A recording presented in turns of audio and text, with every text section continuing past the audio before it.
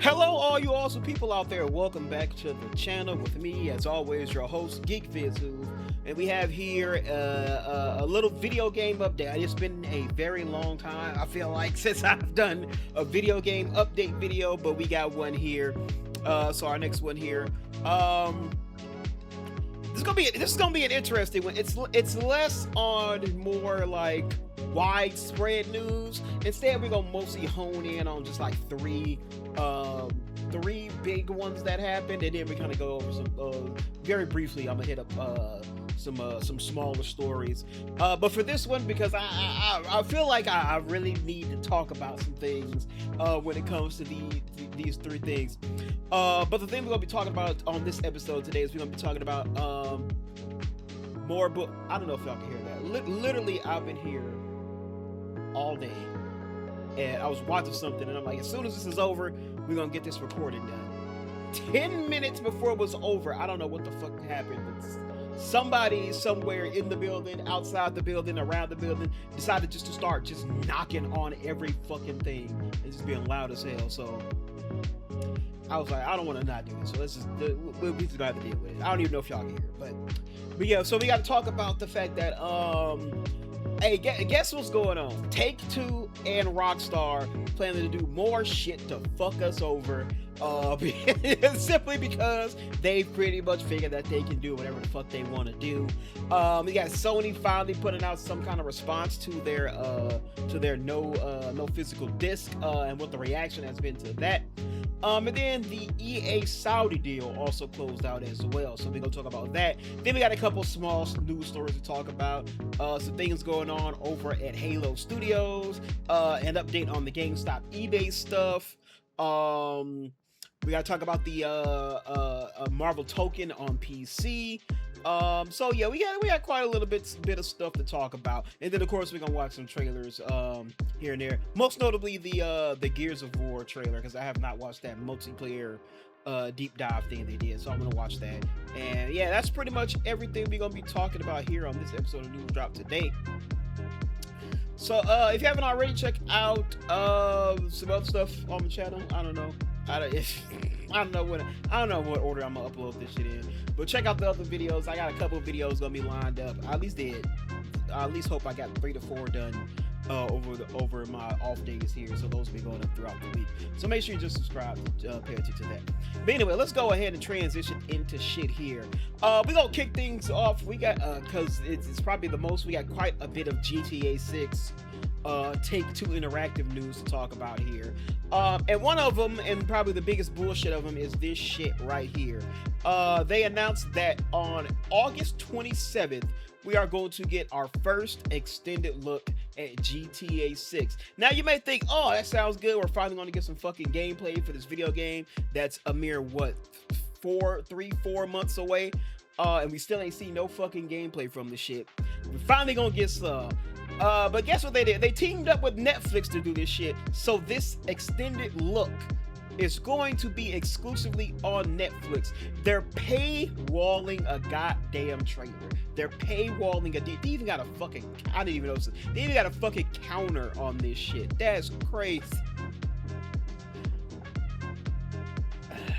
All right, so in a quote, in a first of its kind partnership with Netflix, Rockstar Games announced today that Netflix subscribers will have the opportunity to watch an extended look at Grand Theft Auto 6 on Thursday, August 27th. It's at 3 p.m. Eastern Time. The new iteration of the blockbuster series comes 13 years from the debut of GTA 5, the same year that Netflix was beginning its push into original programming. This collaboration represents the next generation of storytelling and content on Netflix, aka we might be doing more of this shit. We might be giving more video games the bag to put their shit on Netflix and hide that shit behind the paywall. It's fucking crazy. Quote, Grand Theft Auto reveals have become cultural moments in their own right. The anticipation and fandom around GTA 6 is unprecedented, and we're honored that Rockstar Games has partnered with us to debut the next big part of the GTA story. Let's see. What it's about, we don't know. When it's gonna release, we already know. So yeah, as I said, they decided to put the goddamn extended look. Remember, we still ain't seen no game. This is gonna be the first it should be the first actual gameplay we're getting of this game, and they put it behind a fucking paywall. Now, granted, I do think they said it's going to be for the first 6 hours of the day, and then at like 6 o'clock or something, by like 6 o'clock or something. Actually, no. So if it's 3, so it's about 10. Not. It's not going to be till that late that night, East Coast time. I mean, West Coast, y'all gonna be. Actually, West Coast will get it pretty early, then. If it's on East Coast, yeah, so it's getting pretty early. So that means me on Central Time, I'm not gonna get this shit till like 11 o'clock. And I ain't gonna lie, I ain't doing that. I ain't recording no video at 11 o'clock. I gotta work in the morning. I got a fucking job I gotta go to in the morning. I ain't staying until 11 o'clock to watch this shit, especially not recording no video for it. Yeah, they locked it behind a paywall. That's fucking bullshit. You know, I'm very much a person where I try my damnedest to avoid hypocritical shit. You know what I mean? Like, I don't want to preach and say one thing and then I pretty much go and do that and indulge in that damn thing myself. So I always like to apply arguments and sort of view them in a different lane. So the like one of the first things I thought about when this shit happened was like, can you imagine if Ubisoft pulled some shit like this? If Ubisoft came out and said, hey guys, our first extended look at the Assassin's Creed Shadows gameplay is going to be debuting on fucking Hulu, again, behind a fucking paywall, so you can subscribe to Hulu if you want to watch the gameplay drop of Assassin's Creed Shadows, and then it'll be available the next day on the internet. The internet would lose its collective shit if they did this shit. But of course, it's not Ubisoft, it's Rockstar, it is GTA 6, so motherfuckers probably gonna be super fucking happy about this shit, and be like, oh, you know, everybody, I don't got a fucking Netflix, I abandoned Netflix a while ago, I don't have a fucking Netflix, and I'm not fucking getting one just to watch a fucking GTA 5 trailer. There's nothing unique, there's nothing cool, there's nothing special about this. This is all fucking bullshit. And like, yes, it's gonna be available online hours later. Probably not too long. Motherfuckers might try to leak this shit. But if this is Rockstar, I'm pretty sure they're gonna have their motherfucking internet mafia online ready and waiting for motherfuckers to leak this shit online before it's ready. And they're gonna be striking down channels fucking left and right. They're gonna be purging Twitter like a motherfucker when this shit comes out. But yeah, it's just the general principle of the thing. Putting a trailer behind a paywall. I will say again, this is promotional material. This is things that they are using to advertise a product for us to buy. And they're pretty much saying you have to pay to watch something to get you excited and to convince you to pay for the actual product. That's fucking crazy. Imagine if fucking Marvel put any and every trailer for Avengers Doomsday on Disney Plus and nowhere else. Again, I feel like that would piss a lot of people off. And like, yeah, this shit is fucking crazy, bro. And like, it's those things. And I put out a video a while ago. It got no views, so I'm gonna plug it right here. Every decision these people make within the industry is just a domino effect.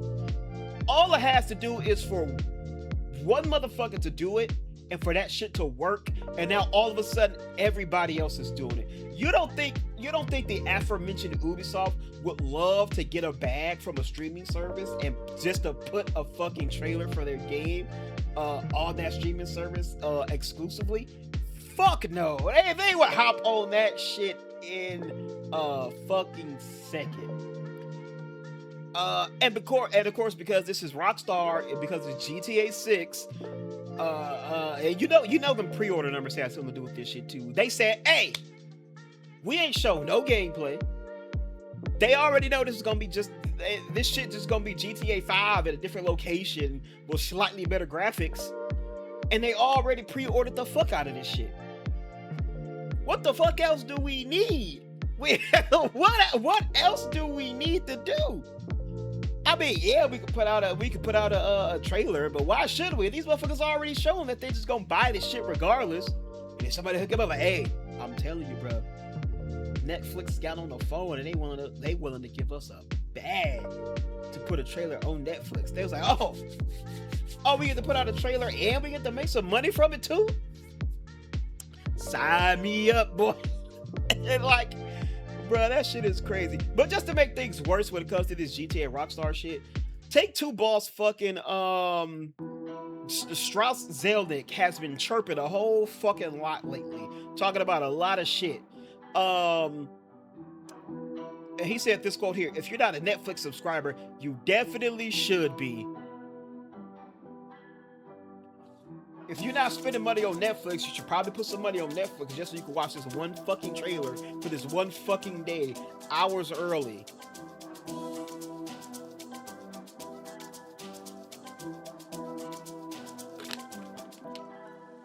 Because, hey, at the end of the day, this is just corporate quid pro quid, you know?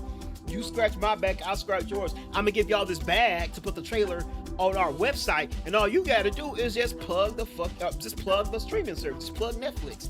And this motherfucker goes, oh yeah, of course. Hey, if y'all ain't on Netflix, y'all should get on Netflix, because that trailer's gonna be there. That's fucking crazy. So rather than get into a straightforward GTA 6 trailer 3, this special event showcase sounds like it will offer fans a far deeper dive into the highly anticipated blockbuster. Over a year after the publisher released the second trailer, GTA 6 and extended look to be available to stream via Netflix. Is this extended look along the lines of a standard gameplay trailer, a mini GTA 6 documentary, a Netflix show, something else entirely? Strauss Zelnick, boss of Rockstar parent company Take-Two, is keeping his cards close to the chest and interview with IGN. He said everyone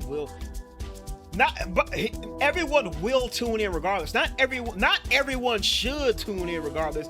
Everybody will. He already knows he got y'all. He already knows he got all you motherfuckers by the balls in the palm of his hand, just going, yeah, y'all motherfuckers gonna watch this damn trailer. Now, actually, better, yeah, he knows y'all got his nuts in y'all hands, so of course y'all gonna watch that shit. Of course, thank you, Rockstar, and just thank you, Rockstar, thank you, fucking Strauss Zelnick, thank you, Take-Two Interactive, for blessing me with this trailer so I can sign up for Netflix to watch this fucking 11-minute gameplay demo, and I had to pay for Netflix for a whole fucking month to do it. I had to pay for this trailer, but thank goodness y'all fucking blessed me with being able to do it. If you broke, just say it. It's crazy. I asked Zelnick if he could set expectations for what fans can expect to see from this extended look, or if in his view it's worth subscribing to Netflix for.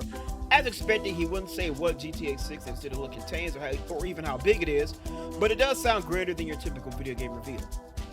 Quote, well, as you'd imagine, I'm only going to say great things about Netflix. If you're not a Netflix subscriber, you definitely should be one. And as far as the trailer itself, it's coming soon enough that I'll let you arrive at your own conclusion. I'm sure you're going to watch it because everyone else is. No, the fuck I'm not. Netflix has hundreds of millions of subscribers, so there's a huge audience made up of people who may not even know GTA 6 is coming out, who will be exposed to the game through the streaming platform. This is obviously an attractive proposition for Rockstar, even though the undoubtedly compelling terms of the deal it's secured. So that's exactly what I said. So he already know. He's like, hey, y'all go. He's literally using the fact that motherfuckers got fucking internet FOMO. That motherfuckers gonna have internet FOMO and subscribe to this shit regardless. And that's basically what he's using. It's low key. It's some psychological shit. He's basically saying you're going to watch it because everybody else is going to watch it, and you don't want to miss out on something that everybody else is taking a part of something, because you don't want to be left out the fucking conversation. So of course you're going to subscribe to Netflix so you can be involved in the conversation and you could be a part of an event. And again, I call fucking bullshit on that. That's some fuck ass shit. I'm not subscribing to Netflix for this bullshit. Like I said, this shit's what is the 27th anyway? It's a Thursday. So yeah. So it's gonna drop Thursday at 3, which is gonna be like 4 o'clock. So shit, nigga, I'm gonna be like, I'ma like just be getting home from work anyway. And then that means that shit probably ain't gonna drop to like 11 o'clock over here. Like I said, I'm gonna be fucking going into bed because I gotta work the next fucking day. And then of course I'm going to be at work the following day. So I'm gonna have like literally a whole day of not even having the opportunity to even try to watch this. And I don't even, and I'm maybe even, I ain't gonna lie, just based off the principle and the way this motherfucker's talking, it just makes me not even want to even watch the fucking trailer, bro, fucking regardless. Like, no matter fucking what, bruh. But speaking on chirping and shit, he still continues to do it. As another thing he talked about is he talked about the price of GTA 6. Take-Two CEO of GTA 6 $100 price. I think Rockstar got it right. Given the hype, we could have made other pricing choices. Which is, again, this is a bullshit fucking take. He basically saying, yeah, we charge more than what it usually is. We charge $80 for it. We charge $100 for it. But y'all should be thanking us because we could have charged $120. We could have charged $150. Like, bitch ass nigga, nobody fucking even told you to do that shit anyway. Take-Two Interactive Strauss Zelnick says Rockstar priced the game approximately an $80 standard edition, $100 ultimate edition, noting strong pre-order demand, player willingness to pay. Exactly what the fuck I said. I told y'all all they fucking need is for you motherfuckers to give them the green light. All they need to do is they know they told you motherfuckers it was just gonna be the tip, but they slid a little bit more in there. And the fact that you didn't argue against it, you didn't tell them no, you didn't push them off. That was like, oh well, you want the whole fucking thing then, and that's all they fucking need, and that just gives them the green light to continue to fuck y'all over. And that's exactly what this is. They already said, hey, we seen these pre-order numbers. The pre-orders did fucking numbers. There was also a whole thing that showed like the top pre-order games on PlayStation. And the top games was, of course, all your casual ball and gun fucking games. But it wasn't just that. It was the fact that it was the most expensive version of every one of those games. It was the $100 version of every one of NBA 2K, GTA, Madden, FIFA. It's the most expensive version of those games that are the most pre-ordered fucking notion. So again, they already know. They already fucking know. They was like, oh, yeah, y'all complain about that price, but y'all sure bought that motherfucker. You know that, and that's the whole fucking thing of everything I've been saying. Again, I did a whole video on it. Ain't get no views, so maybe if y'all watch this one, y'all go check that one out. They don't give a fuck about Twitter discourse. They don't give a fuck about online fucking attitudes. They don't give a fuck about none of this shit. The only thing that fucking matters to them is the numbers. Yeah, they gonna want to hoot and holler the fact that the fucking thing is $100, but it's the most pre-ordered version of the fucking game. So of course they don't give no fuck about that. Player willingness to pay. Y'all bought that $100 edition. Easy. Motherfucker, all I did was say hi, and you motherfuckers dropped to y'all knees instantly. I'm gonna keep using analogies like this because I need to show that they ain't doing nothing but fucking y'all over. They said, hey, you motherfuckers dropped to y'all knees fucking instant. Y'all was ready. Y'all was ready. Mouth wide open, eyes bright, mouth open, just fucking ready for that shit. And then, given the game's height, different pricing was possible, but the focus remains on delivering greater value. GTA is one of the most anticipated games of all time. Yeah, whatever, nigga. The move has been somewhat controversial amongst enthusiasts. However, data indicates that gamers on PlayStation are not only ready and willing to buy a higher price edition of the game, but it appears that most gamers, I think this is exactly what they're talking about. They got just a photo of it. Yeah, here it is right here. Here it is right here. I'm gonna zoom in on it. Zoom and enhance. The top 12 pre-order games on PlayStation. The $100 version of GTA 6. The fucking $100 version of Modern Warfare 4. What? After what y'all got with fucking Black Ops 7 and then the fucking bitch ass ports for Black Ops 1 and 2, y'all still gonna pay the $100 version of fucking Call of Duty. You niggas is insane. The $100 version of Madden, the $100 version of NHL, niggas, y'all like this too? Which is fucked up because hockey has neither a hockey doesn't even fucking use a gun or fucking use a ball. But you niggas got that ball gun mentality on y'all, don't y'all? That's fucking crazy. GT. Oh, by the way, this is the $80 version of fucking Wolverine. And then the basic version of Wolverine, the basic version of Modern Warfare 4, the $100 version of Marvel Tokon, and then the basic version of fucking Madden. This is exactly what this is exactly what the fuck I'm talking about, bruh. As long as this shit exists, ain't nothing gonna fucking change, because you motherfuckers don't know how to fucking vote with your goddamn wallet. God damn, bro. And we all finna fucking suffer for it. I know what fucking about. Don't worry about what I feel. I want the game, bro. I need my Madden. I played Madden 26. I played Madden 25. I need Madden 27 though. Yeah, it's the same fucking game, but fucking. I make a joke about somebody moving teams, but I don't even know. I don't fucking pay attention to football like that. I can't say shit.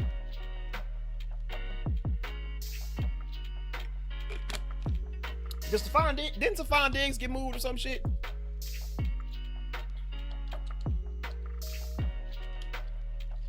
Is he still on the? He's on the Commanders. Wasn't he on the fucking whatchamacallit last year though? Was he on the Patriots last year? I don't know. Well, bro, yeah, I know I had man last year, but Stephon Diggs on the Commanders now, bro. I got it. I gotta get it. I gotta get it, bro. Yeah, he's on the Patriots last year. I gotta get it, bro. They got Stephon Diggs on the Commanders, bro. He ain't gonna be on the Commanders in Madden 26. He only gonna be on there in Madden 27. So I gotta get it. I gotta get Stephon Diggs in Washington, bro. What you talking about? Like, bro, this shit is fucking crazy.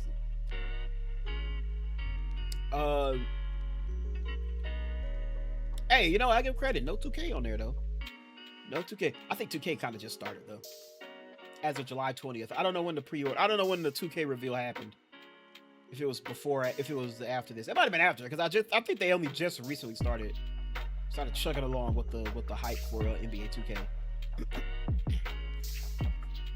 Oh fuck, where was we at? Oh yeah, this nigga chirping about shit.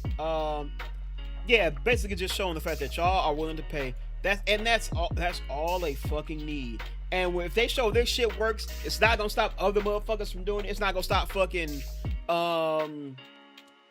Call of Duty from trying some shit like this. It's not gonna stop, especially not EA. We're gonna get to them later. It ain't gonna stop EA from trying some bullshit like this. It's the principle. It's the setup. It's the fact that this is the first time doing it, and if it shows that it's a massive success, every other motherfucker's gonna do this. We should know this shit in games in general. When Destiny took off, how many fucking live service looter shooters did we get? When Overwatch came out, how many fucking games after that did the fucking hero shooter thing? All it takes is one motherfucker to do it and make money off of it, and now everybody's gonna try to repeat the shit so they can make their own money too. When Netflix popped off, every fucking studio and company under the fucking sun was like, oh, people like this? You can make how much money from this? Well, why the fuck are we licensing our shit for them to put on their platform? We could just have our own platform and just make the money our fucking self. Oh, they made how much money when they fucking cut that check with Netflix? Oh, Netflix got how many subscriber increases when they did that shit? Oh, hey, call up EA. Maybe we could try to work some shit out for this next Madden trailer. You know what I'm saying? That's all it fucking takes. And it fucking annoys me that there's not a lot of people who actually realize that. And then our last thing about GTA, because I'm just tired of fucking talking about this shit now. GTA 6 is getting a physical edition because digital is much more convenient. Strauss Zelnick says. I ain't gonna lie. Listen, I was already fairly on the fence about this game. I was already leaning towards I'm not gonna get it. Or the fact that I was just gonna at least wait for the PC version. If there was no physical version for me to get this shit on disc, and I have to get the digital version, I might as well just get the motherfucking PC version of the game. So I was like, I'll wait. The way this nigga fucking Zelnick is chirping out here, the way this nigga's yapping, And man, I don't even think I'm finna get the fucking game in general now, bro. Like, fuck all that shit, dog. Like, the one thing I had about this game was the fact that me being an extremely small content creator right now, this game would probably definitely help me grow my channel and grow my viewership. But nigga, I ain't finna fucking sell my soul for that shit, nigga. Fuck that. Which is which feel like basically what I'm doing. I am not finna be sucking on Zelnick's fucking nuts about this fucking game to do that shit. Fuck that shit, nigga. Especially considering the fact that, again, I'm gonna say again, I already have the greatest GTA. Saints the truth. Goddamn, I fucked up my own fucking joke, bro. I already have the greatest GTA that's ever been made already. I already got it. The greatest Grand Theft Auto game ever made. I already got it. So what the fuck I need another one for? When this exists, I'll play this for free because I already own it. I own it physically. I got the fucking disc in the closet. I just hook up my motherfucking 360 and get busy on this motherfucker right here. The greatest Grand Theft Auto to ever be made. Fuck what you think, nigga. Don't fucking argue with me. Argue with your mom in the comments if you got something to say about it, nigga. Fuck you. Nigga, the greatest GTA to be ever made is this motherfucker right here. Fuck what you talking about. But alright, that's that. But alright, that's it for GTA news here. Going on Sony for a little bit. Sony says PlayStation this backlash not making any impact on business. We can get on Twitter and comment on every fucking picture, comment on every post they put up. The only thing that's going to fucking matter is what is their numbers looking like. And as long as their numbers still look good, that's all that fucking matters. Sony CFO Lynn Tao took on this issue in a Q&A saying, quote, "And so when we think about the future and we put in a lot of thought and time and we cautiously considered this and we came to this conclusion. And we're going to cautiously move this forward. And to this decision, we have received various opinions and people have strong views. And we understand that the community has put forth those views to us. Games are loved by many people. It's a form of entertainment that's loved by people and it's connected to people's fond memories in many cases. And so we understand those emotions. We want to consider that. And in the future digital ecosystem, how do we engage the gamers in something that we would like to continue to explore?" And on whether this has actually affected their bottom line, at this point, we are not seeing any impact on our business. But going forward about the content sales, a large part is already digitized, and therefore, as a result of the discontinuation of disc, we don't see that there will be any negative impact on our business. However, as I have already said, the players have attachments, and we have to think about how to respond to that feedback.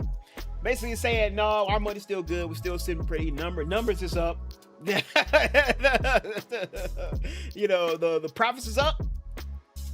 So all these motherfuckers talking about they won't smoke apparently ain't willing to give it because we ain't seeing no difference out here, nigga. So, hey. And again, exactly what the fuck I'm talking about. Only thing that matters to these motherfuckers is the numbers and they money. Until we have to start striking that point, none of this shit fucking matters. No matter all the Twitter discourse, all the online vitriol, none of that shit matters until it fucks with their money. And how do we fuck with their money? You gotta stop buying shit. Nigga, I cancelled my PlayStation Plus months ago, which sucks because I would like to try my hand at. You know what? We're gonna take a little break because this kind of just goes right into that one. So we'll change shit for the sake of segues. Which sucks because I wanted to play fucking Marvel Tokon. I would like to try it out. I'm shit at fighting games, but I like Marvel. And I'm willing to give it a try. See if I can, at least become fairly decent. But I got to run my PlayStation Plus a while ago, so I wouldn't be able to access the online component. So I get it on PC. But unfortunately, launch day performance issues have forced logins take another victim. Marvel Tokon Fighting Souls sees mixed Steam ratings especially among Linux users. So yeah, I've been hearing that the Marvel Tokon PC version is not running very well. I played the beta when it first came out. It was going pretty cool for me. I did have an issue when it first loaded up. The loading screen was going super fucking slow. That shit was going like fucking 0.25 frames a second and shit.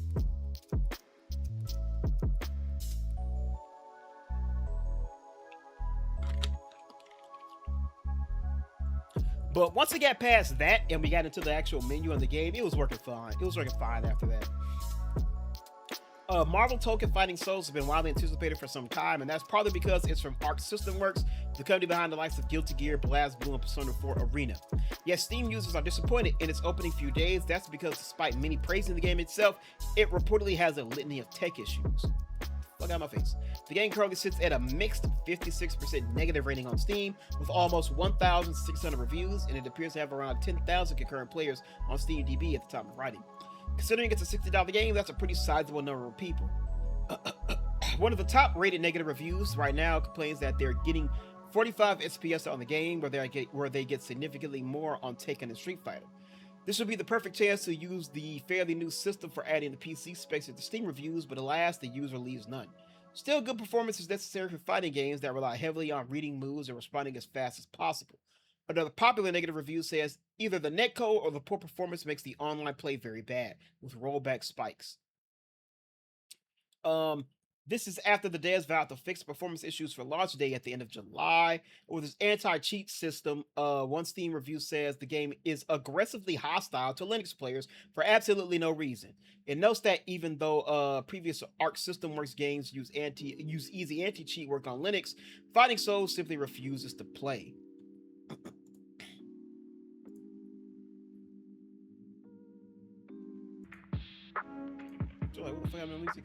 The final common critique is that Marvel Tokon forces users to sign into the PSN. Yeah, they did do that. This same critique hit Helldivers 2 back in May 2024, and when Sony added the login requirement months after the game's launch. In fairness, part of the anger around Helldivers 2 update was that players who already bought the game, played it, and could potentially struggle to refund it, felt like they had been tricked into making or maintaining an account for consoles they don't even use. Yeah, so there you go. Marvel Tokon is having some issues in terms of its PC porting, at least. Console seems to be going pretty well, but the PC version has been a little sloppy. All right, but let's jump back into our final big story on this episode, which is the EA is now officially owned by Saudi Arabia's public investment fund and private equity. EA is no longer a publicly traded company. The Madden maker was just purchased in a joint private equity deal by the Saudi Arabian Government Public Investment Fund, Jared Kushner's Affinity Partners, and Silver Lake. The all-cash, so yeah, not half cash, not half credit. The all-cash transaction is valued at $55 billion. It recently became clear that the deal will proceed after EA filed a document with the U.S. Securities and Exchange Commissions confirming that the transaction had received the necessary regulatory approval. As of July 30th, 2026, all regulatory approvals required to complete the merger have been obtained. Electronic Arts currently expects the merger to close on or about the close of trading on August 4th, 2026. So yeah, we talked about this earlier in the year that Saudi Arabia, that the investment firm was about to purchase EA. They were going to go private, and it's officially confirmed here. So there you go. So what does this mean for EA? Well, I'm gonna read y'all what they say, and then I'm gonna talk about what I got to say after that. EA has been publicly stated that it will, quote, maintain creative control and continue its track record of creative freedom and player-first values under its new owners. The consortium believes in our vision, our leadership and strength of our teams. They are investing in EA because they believe we are uniquely positioned to lead the future of entertainment. CEO Andrew fucking Wilson, who made $38 million last year, in part on the back of Battlefield 6's success, while his company laid off the game developers. Battlefield 6 was the best-selling game of last year. It cleared all of the hurdles, it cleared all of the marks it was supposed to hit, and that led to Andrew Wilson getting a nice pay bump in how much he made. And who again, he is a CEO. He offered nothing creatively or technically to this game in the game making process, but he made more money while the people who actually did the actual labor of developing the game, the hours spent on those computers and in that fucking in that building making this game, they were laid off. Most successful, best-selling game of last year, and it was laid off. But Andrew Fuckboy Wilson says, quote, Our values and our commitment to players and fans around the world remain unchanged. Many employees of the company remain unconvinced. Andrew also basically said, F you to all the women LGBT employees at EA with this deal. An anonymous EA worker told GameFile last year. Many expect the Saudi Arabian government's conservative politics to impact the content of EA's game, particularly when it comes to franchises like The Sims, which has long allowed in-game same-sex relationships. The fears aren't unfounded either, as the PIF has seemingly influenced development in the past. Fate of Fury City of Wolves, which was created by PIF-owned SNK, includes several guest characters whose inclusion only makes sense given their Saudi ties.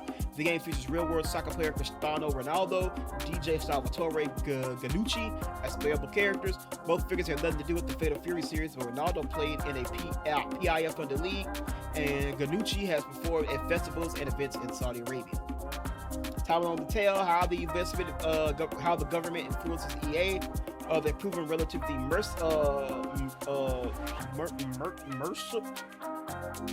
mercurial investor in entertainment. It recently cut funding for its Live Golf Tour and sold one of its soccer teams. Meantime, EA become public as well. Yeah. So let's start with that, because that is very important. As we know, Saudi Arabia has very let's say archaic views when it comes to LGBTQ plus individuals, and especially equality for women and women's rights over in Saudi Arabia. So of course, one of the biggest worries is how that is going to be affecting the games, especially when you account that Jared Kushner is also. Now I did see something. I did see and hear some other things that apparently Jared Kushner was just like the face of this. He was just attached on to give it some legitimacy when they have to get approval for it. So he doesn't seem like he's going to be a part of anything like creatively or any like direct hands-on or anything in this.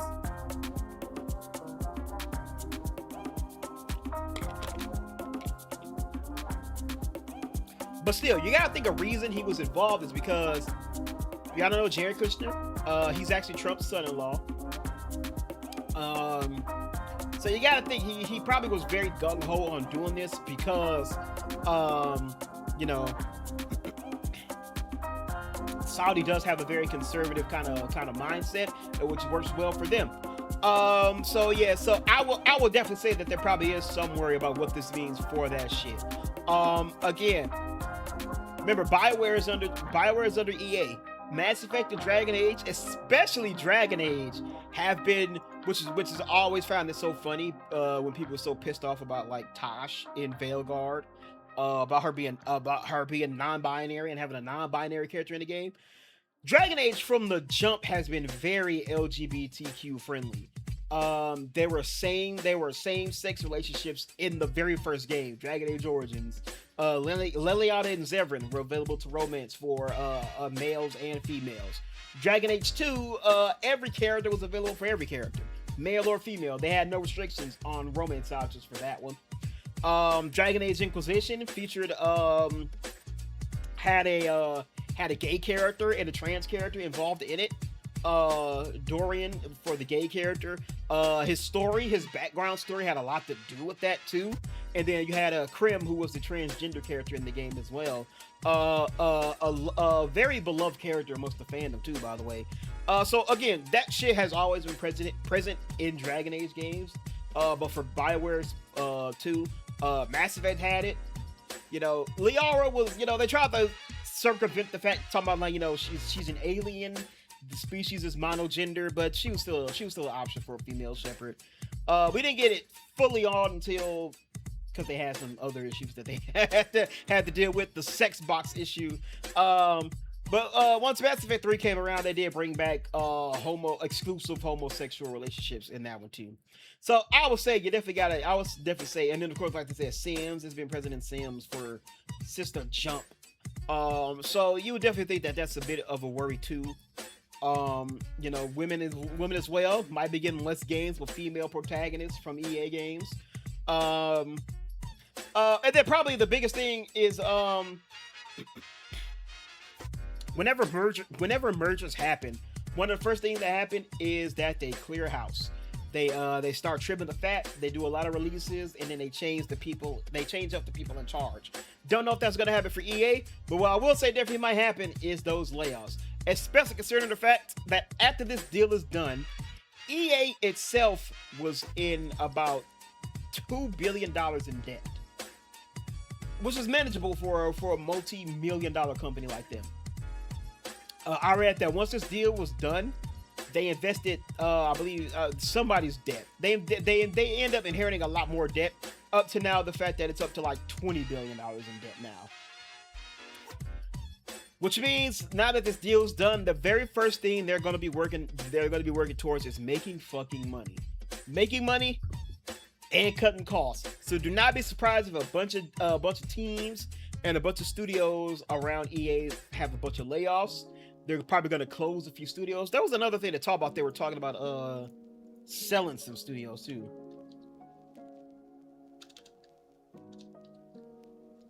I can't spell sell for some reason. BioWare was in it, but there was some other games in there too. There's some other studios in there too. Here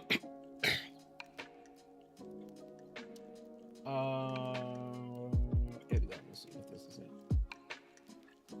But yeah, there's a rumor that EA is thinking about selling a couple of its franchises, a couple of its studios. BioWare is included in that, but there might be some other ones that they might be trying to sell, which again makes sense because again, they got a lot of debt. They need to make some money. They need to cut costs. Selling studios will allow them to cut costs and allow them to bring in some money so they can do that. I expect a lot of layoffs to probably happen. We're probably going to get some studio closures because again, they need to start making that money back and they need to start clearing their overhead. So that could actually happen too. I said this a while ago, and I think I feel pretty confident in saying it now that I think EA is going to move towards less games like Mass Effects, like Dragon Ages, like Dead Spaces because they own Respawn, like the Jedi Survivor games. They're probably going to focus a lot less on games like that, and they're probably just going to be a fucking franchise machine. Nothing but Maddens, nothing but Battlefields, nothing but fucking what else they got? I don't even know what the fuck else they got in sports titles. But nothing but ball and gun games. That's pretty much what we're probably about to just all get from EA from now on. The same way, I forget who did it. Take-Two? Was it Take-Two who did it earlier this year? It was like they're only going to focus on proven franchises. They're not really going to be doing any new interesting IPs. But yeah. I fully expect... There we go. But yeah, I fully expect them to just be turned into a damn franchise machine from this point on. I do hope, when it comes to BioWare, Respawn too, because I do like the Jedi games. I hope they do sell them. I would like BioWare to go independent, but I don't know if they have the money to do that. But man, I really hope that I really hope they get rid of them because, like I said, just have them do their random shit. So that's what I think they're gonna do. They're gonna be turned into like a franchise. Number fucking Maddens coming out of this shit for years to come from EA. Oh, and also because they got to make money, probably a lot more mobile games with the gacha mechanics in there and shit, and also a lot of fucking microtransactions are about to come out as well, fucking too. That's probably going to be the first thing they ask about when they make a game now. How can we monetize it post-launch? And unfortunately, that's going to be that's a future I don't want to be part of. So I do. I hope they can sell BioWare, but if they can't, man, I don't care, bro. Might have to just can that new Mass Effect, dog. Might just have to put that 6 feet deep, bro. All right, but those are the three big things I want to talk about: GTA and Take-Two, Sony, and now EA. So let's go ahead and just hit these next couple stories just real quick. I ain't gonna spend too much time on them. GameStop might withdraw its bid to buy EA. We know GameStop was talking about trying to buy eBay, half cash, half credit. But it seems like the CEO, Ryan Cohen, is considering proposing a partnership or joint venture that will enable eBay to leverage GameStop's roughly 1,600 US retails. So it seems like he's trying to pull back on the offer because they can't buy it. Though EA had rejected the proposal a week after it was made, Cohen remained bullish on the idea of purchasing eBay. In multiple interviews, he claimed that GameStop could run the company better than it's currently being run. Yeah, that'll make him feel nice about selling to you. Since then, GameStop's value has continued to sink. The company's stock price has fallen roughly 27% from $26.53 to $19.24 per share. GameStop currently has a market cap of 8.66 billion. eBay, on the other hand, has a market cap of 48.2 billion. Half cash, half credit, guys. What do we not understand about this? So there you go. Bad news for PC gamers or anybody hoping to get a PC. Price hikes might be coming from motherboards next. We got RAM. We got the Ramageddon. There we go. We got the Ramageddon, fucking graphics cards, RAM, all pricey as fuck. Now it seems like PC motherboards might be next. So again, the best time to do it was last year. If you had any inkling, any thoughts about getting and buying and building a PC, you should probably start getting on that sooner rather than later. You see the price of these consoles going up. If you don't like what these motherfuckers are talking about, what Sony, what Take-Two, all these niggas are talking about, you fear for the future of console gaming, so you want to get on PC. The funny thing is, just noticing this. Funny thing is, I think this is legitimately my motherboard. I think this is the motherboard I bought. I'm pretty sure this is the motherboard I have. Aorus Wi-Fi Elite 7. I think this is the fucking motherboard that I have too. That's funny. So yeah, there you go. We ain't gonna read too much into that, but more price hikes coming. Halo Studios suffers job losses shortly after Campaign Evolve launch. I did see some reports that Campaign Evolve has sort of been underselling a bit on PlayStation, especially. So it seems like update Xbox sources says they're not layoffs, but external contractor shifts. A source, so take it with a grain of salt, and Xbox has apparently been in touch with Games Beast to clarify what's going on here, telling the outlet that these job losses weren't actual layoffs, but rather external contract shifts that happen after a game ships. So people they kind of brought on to help out with the game, they signed the contract, have them work on the game, but once the game launched, the contract expired, so now they're going on to something else. However, Microsoft has not officially confirmed the situation as things stand, and the producer quoted below mentions that he was caught up after previously dodging rounds of layoffs, so we're a little confused by it all. In any case, here's what the outlet had to say in the report. No layoffs have occurred at Halo Studio. I'll keep you ready, call him 343. An Xbox source told GameBeast, there are often external contractor shifts that happen after a game ships. This is what the people are noticing. Microsoft itself has no official comment. So they might not be layoffs. They might be layoffs. We don't know just yet. It's he say, she say right now. But this is what started it. After a few employees at the Halo Studios have indicated that they've left the company. Here's somebody here. After 6.5 years working on Halo and dodging as many rounds of layoffs, it's finally caught up to me. I had nothing but love for Halo and the folks at the studio. This is just a rough reality in the gaming industry right now. So they had some people come out and say that they lost their jobs. They thought there might be some layoffs happening, but some other source tells them that it's not that. They're just contractors whose contract expired and they didn't have to renew it since the game's out. So who knows? All right, so that's it for our news stories. Let's go ahead and watch some trailers. I got quite a few here, but as usual as video game trailers, they're all pretty short. The one thing I really want to focus on is that Gears of War E-Day multiplayer overview. I have not watched that one at all just yet, so I really want to watch that one. But we got some other things to go through first. So one of these, apparently THQ Nordic had a showcase or some shit. I was about to do all of them, so I just took things that look cool. Reanimal, I know her Reanimal's good. I'm excited for Life of Goldman, so I'll just put them two on here. But this is the Reanimal, the Prisoner DLC trailer.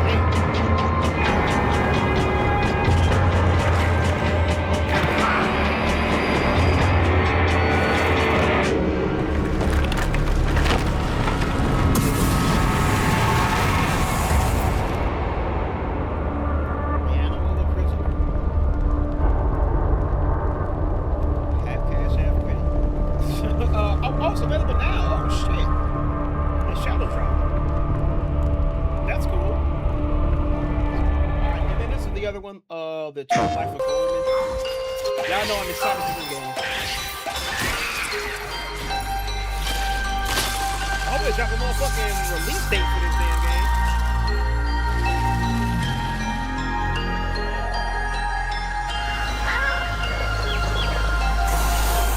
What would I draw if I still remembered how to hold a brush?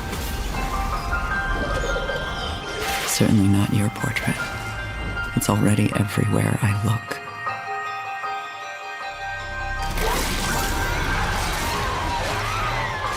What would I draw if I could still see color?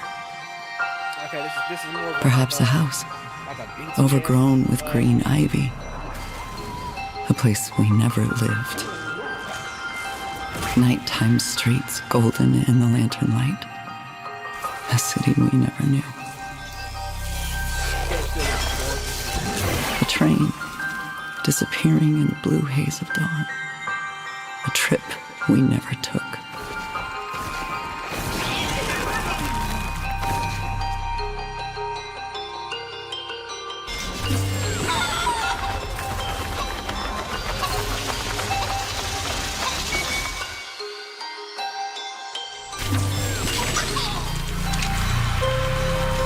What would I draw if I still believed drawings come to life?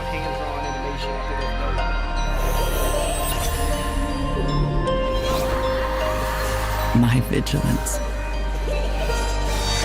your conscience, our peace.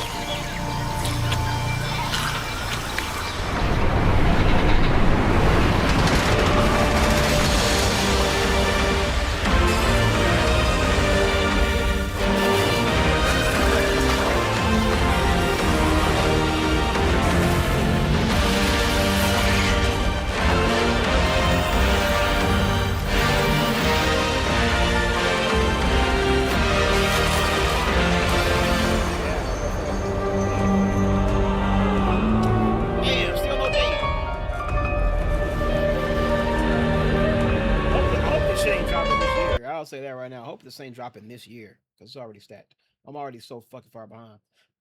Serious Sam Shatterverse. Why don't I show you how it's done? Oh yeah, me time, baby. Let's get serious.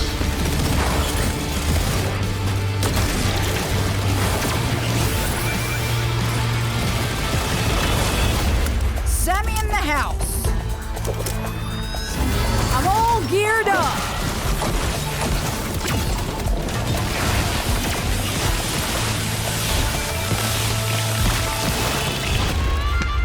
Ready to kill something. Let's go!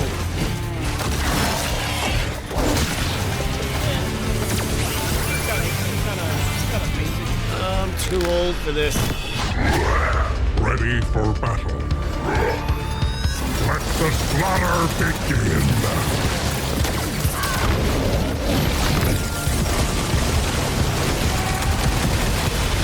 I'm so ready, baby. It's cannon time.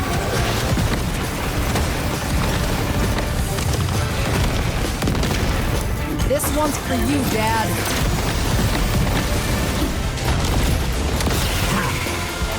Still got it.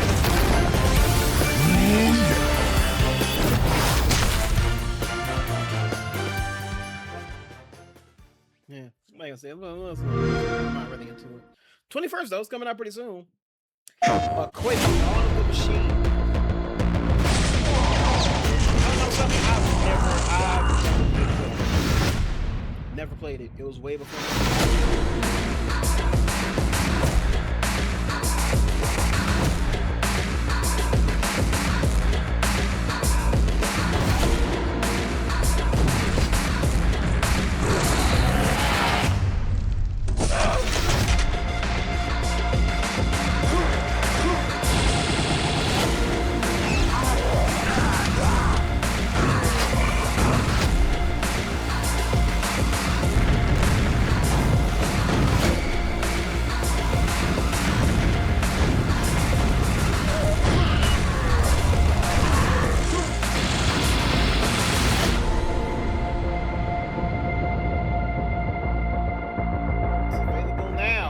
update for owners of Quake. So PlayStation. how fucking old is Quake? That's crazy. 1996. God damn. I mean, I'm older than the game still. All right, next up we got a new Overwatch hero, Demon. Game time. Stick with me. I'm taking charge. It's crazy it's taking this long to get another. Something's off. Like, don't Diva playing like a whole like league with motherfuckers like this? That's why she got like the little suit. It's like a whole league of them who play games in these mechs like that. All right, squad. Talon's attacking around the world, and the fights finally come to us. First, they take Watchpoint Gibraltar. Then their goons infiltrate Grand Mesa. Bob, do something! And after that, all of Tokyo goes dark under the Hashimoto clan. Now these junkers are attacking Busan. This is our city, and Mecha's going to keep it safe. So let's go get him! I'm locking in. Thanks for the help. My squad always comes first. Engaging shield! That all you got? You're a legend. I guess you owe me one.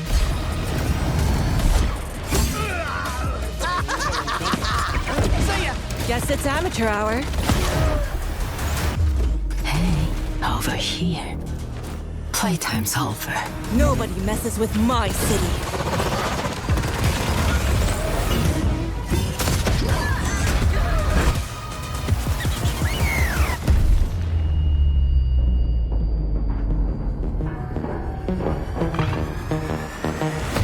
Lucky for me, I'm more than just my neck.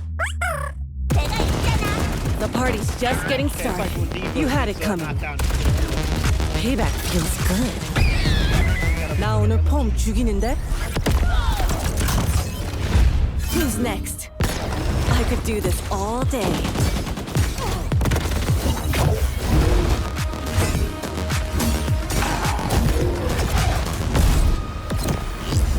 Game over!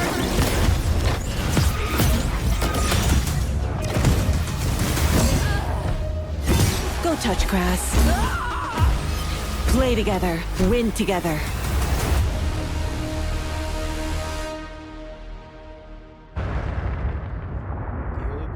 Heroes of Busan. I think there's another one out here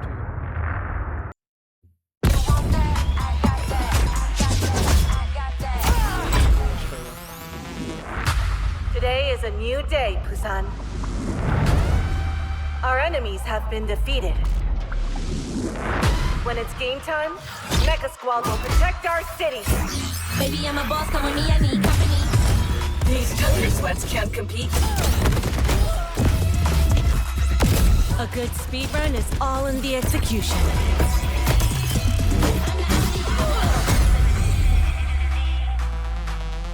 The squad isn't slowing down, so show up and show out. Oh shit, there's more? Down. I guess see them in game or nothing. The squad isn't slowing. Okay, yeah, she came from a whole team of them. It's like fucking Power Rangers, bruh. Actually, it really is. It's like Power Rangers. Well, more like Voltron, because they get more like a bodysuit thing. You think they all form together and make a big ass multicolored robot like that? La Princesa. Down. Green, you got yellow. Singjian. This nigga got a Blizzard logo on that shit. All right. So show up and show out. Oh, into the last one. The overlord.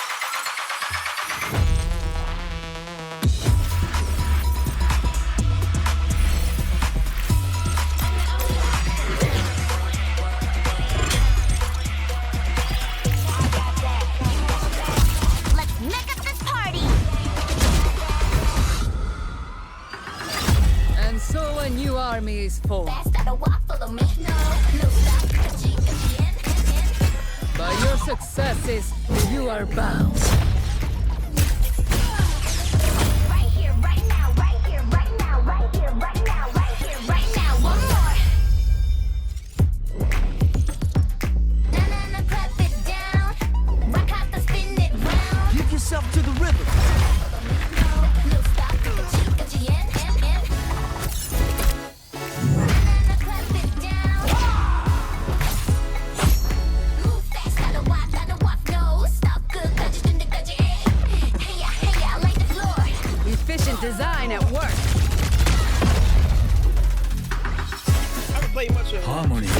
confounding light and shadow.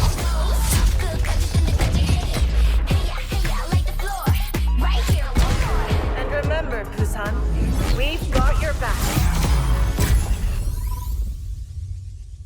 All right, there you go. Do Overwatch though.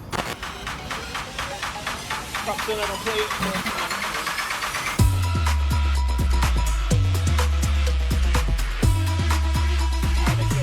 Onimusha, new Onimusha gameplay look.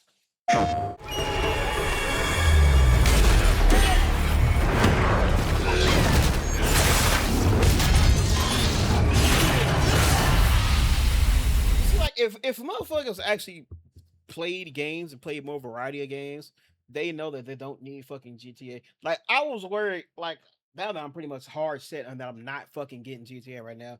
Now I know I can actually fucking fuck with Onimusha now. I was excited for Wolverine. Joining or severing? So this one was like the one I was worried I would Which do you want then? I wonder. Musashi, You know, I have this November shrine is over. set to grant the binding and severing of fates to its pilgrims. But The malice has messed it up. I'm made to practice a shamisen every day, and the mistress scolds me awfully when I play wrong. Please, I don't want to practice any longer.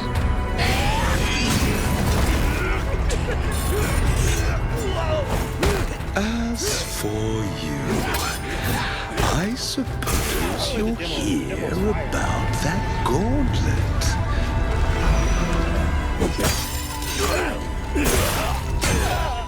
I'm killing monsters like you to keep my limbs attached. Let's sever your fate. Who answered their prayers? That's right, me!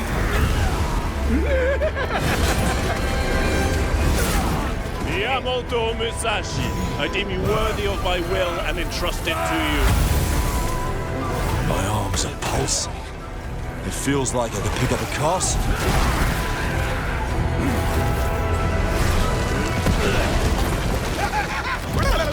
I am sick of this crazy Genma's tricks. Would you just die?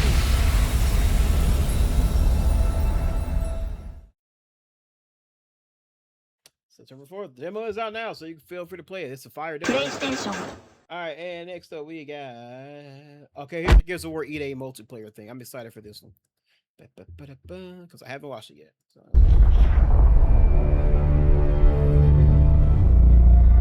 The squad is at the heart of every Gears of War experience.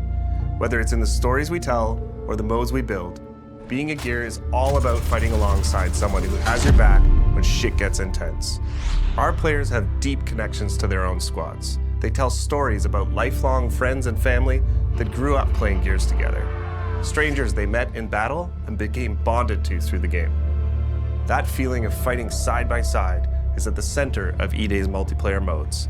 And today, we're excited to dive in and show you more. Welcome to Horde Siege. It's an all-new 12-player evolution of Gears' legendary Horde mode. Horde Siege evolves that iconic, back-against-the-wall Horde experience that Gears is known for, with larger, more unpredictable, more cinematic, and more memorable battles for you and your squad. This is 3 squads fighting through their own objectives, crisscrossing with each other through the largest and most immersive multiplayer maps we've ever made. But before you go, you need to choose a class and gear up.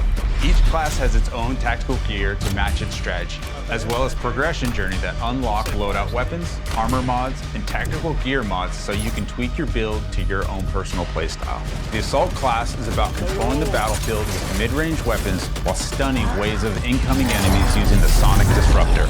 Marksman focuses on precision damage, especially useful with Horde Siege's longer sightlines, while the Pulse Drone attacks Locust units for you and your squad. The Breacher is a point-blank bruiser that pushes hard into the front line to make risky plays, using an adrenaline injector to refill health and reduce incoming damage. And the Medic is a mid-range revive specialist, focused on keeping your squad on their feet while under fire. The Stim Vaporizer revives any gear, even from other squads, within range. Depending on the mission type you've chosen, you'll get a mix of main objectives that will have you moving around the map or hunkering down in a location. These objectives give you more variety than ever before, but they're still focused on the Horde feeling of defending and clearing waves of unique enemy combinations. In Horde Siege, this means securing and protecting rigs, large COG recon devices that have been deployed around the city to scan and map out the enemy's underground tunnel network. They are critical to the defense of Kelowna, but have the unfortunate, noisy side effect of attracting locusts whenever they're activated. Nigga, this is nigga, is this an extraction? Is this an extraction mechanic here? Also scattered around the map are secondary objectives. Quick, timed side missions like taking out a high-value target, defusing locust explosives, or delivering a power cord to juice up an active rig. Or delivering a power cord to juice up an active rig. Secondary objectives are optional, but they earn in-session squad perks, boosting your squad's abilities, as well as weapon parts that can be redeemed after your session to upgrade your favorite guns. As you knock off objectives and kill locusts, your squad earns energy. This can be spent at supply caches. There, you can upgrade squad perks, grab equipment like grenades, sentry turrets, and razor mines, change your loadout on the fly if you need a different weapon. Your objectives will often have you cross paths with other squads, and these are really unique, kind of magic moments in Siege, like running into another squad's defensive setup and helping take out some of their waves, or when you both get assigned positions near each other, it can set up a joint kill zone. But a huge relief when your whole squad is DB&O'd and you see a group of gears come sprinting around that corner with a clutch revive. If Command delivers a supply drop, any squad that fights to secure it gets a share of the rewards inside. The first one in gets the best stuff, so it's often a quick decision if you can spare the time and effort while managing your objectives. But the most intense multi-squad action hits when our bigger boss appears on the map and things get even tougher. Invasions can happen at any time during a mission. They add new chaos and challenges to the session, buffing locust enemies or restricting certain actions until they're defeated. And it can take more than one squad to bring these huge monsters down. These moments of 12 players coming together to take on iconic locust creatures deliver this great Gears feeling, fighting alongside a group of soldiers to hold the line. And of course, anyone that helps gets even more rewards. That's fucking beautiful! Once your mission objectives are complete, Command sends in your ride so you can extract. You'll fight through one last intense horde wave to secure the LZ and hold out until your Raven appears. A successful mission will reward you and your squad.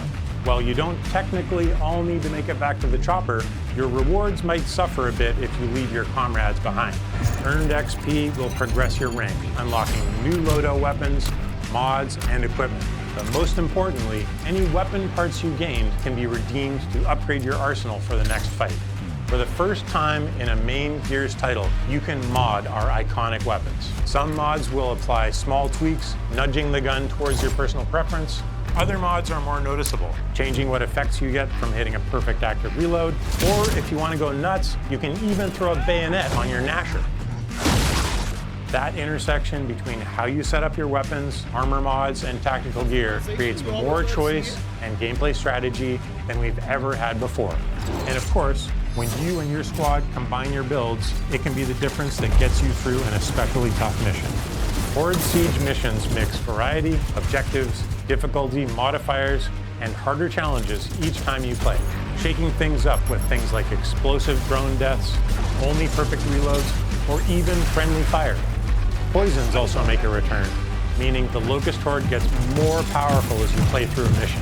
If you're looking for a dose of that classic Horde grind, our Horde missions will set you up in one spot, testing your squad against 10 grueling waves of survival. All of these elements, combined with the variety of objective locations on each map, and of course the chaotic fun of mixing in two other squads of real players, means you'll never have the same experience twice. The ultimate squad challenge in Gears has always been founded on versus modes. Two squads going head to head, trying to rip each other apart with a mix of tactical teamwork and clutch gameplay. We wanted to deliver that pure Gears PvP feeling, but now evolved with E-Day's new movement mechanics. All our launch modes are 4v4, as Locust and COG squads square off on all new maps. PvP is where you hone your skills. No mods allowed here. Everyone starts with the same loadout, fighting on symmetrical battlefields to claim key weapon spawns across tactical locations. Our launch maps, Park, Battleship, Outpost, Precinct, Market, and Skyward, are all set in and around Kelowna, and they have that classic Gears feel, focusing on cover, fronts and lanes, but with opportunities to use E-Day's new traversal mechanics. We're starting off with a tight set of 4 modes.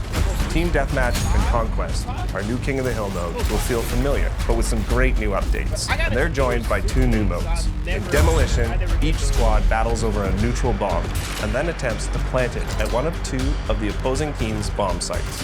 This is Gears PvP battles at their best. 2 fronts colliding, squads coordinating with non-stop action as you constantly flip between attacking and defending. Crucible is a great new mode that revolves around the power core. Whoever holds it gains points, but the scoring zone shrinks and it moves as the round goes on. This means the fight is always coming to you. The power core's one charged shot can strip the flesh right off an enemy, so well-timed defensive play can lock in that win. After launch, we'll be adding in new maps, modes, and events to keep things fresh, including some favorites that we're excited to bring back. Gears of War E-Day is a new game, built from scratch to feel like Gears, play like new. So whether you're a Gears veteran or jumping in for the first time, it was important to us that there was a place to get familiar with the gameplay mechanics. Our short bootcamp tutorial will walk you through the basics, but we've also included a combat training space where you can test out weapons, movement, and even go up against some short locust encounters to get some reps in. We have pre-made control schemes for all types of players. If none of them fit you perfectly, you can always customize one to your liking. When you're feeling ready to pop some heads, Versus is set up with 2 main ways to play. Jump into social to get into the fight and roll through some matches. Or you can even choose a playlist, play bots as you continue to train your skills. If you're feeling up to it, join Ranked to get sweaty and test yourself in more competitive playlists while earning exclusive rewards. Almost all our character skins are based directly in the lore, themes, and events of the Gears universe. Our legendary skins are a bit more over the top, celebrating gritty and imaginative designs inspired by the vibes of our brand. When it comes to collecting and growing your own collection of customization items in E-Day, we've taken a more old-school inspired approach. That means nearly every single piece of customization in E-Day can be earned by just playing the game. You'll unlock new items through Round of applause, ladies and gentlemen. Round of applause. W's for this. completing seasonal and event challenges, unlocking achievements, and that by to be earning a medals solid from our point. classic medal system. Everything else can be obtained by completing matches and earning coins, which unlock items in the barracks. We'll have a few things that are pay only, but they're limited to our premium edition items and charity or partner content like the Ride the Lightning weapon skin set we've created in partnership with Metallica. Every season, we'll grow our lineup of COG and Locust characters, as well as adding new weapon skins, poses, customization elements, challenges, medals, and events. All of this is to say, there's no battle pass, no pay to win, no bullshit. Play what you want, chase the unlocks that you think are the coolest, and we'll have themed seasonal updates that bring in loads of new kick-ass content. Horde Siege and Gears Versus. Epic PvE battles and tight PvP combat that deliver on that intense Gears action in a totally new game. So grab your squad and join the fight.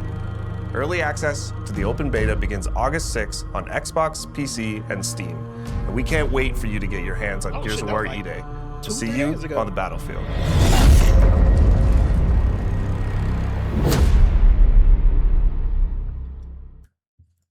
Early access. Oh, early access to 6th. Open betas are 13th to the 17th. That's in a couple days. All right, well that is the end of this trailer. So that is the end of this edition of News Drop. Nigga, I'm old. I'm old, man. You sit for too long, and all of a sudden your body feels it. Your body thinks it's time to go and do something else. But yeah, that is it for this episode of I guess News Drop. For the video game news here, let me know what you think. Let me know what you think about the GTA stuff, the trailer behind the fucking Netflix fucking paywall. Camera's a little too early here. Let me know what you think about the EA being sold to the Saudis. More PlayStation news. Do you think they'll ever? I think we're at the point where it's past. They're not going back. I don't think they're going back to this, and that fucking sucks. So we'll see. What do you think about the Marvel Tokon on PC? Have you been playing it on PC? Has it been running for you? Has it not? Let me know down in the comments below. Check out some of the other videos I got on the channel as always. Subscribe to the channel, help a black man out. You know, don't let the brother lose. But of course, until next time, everybody, always remember, stay watching, stay playing, stay awesome, and I will speak to you all next time. Deuces.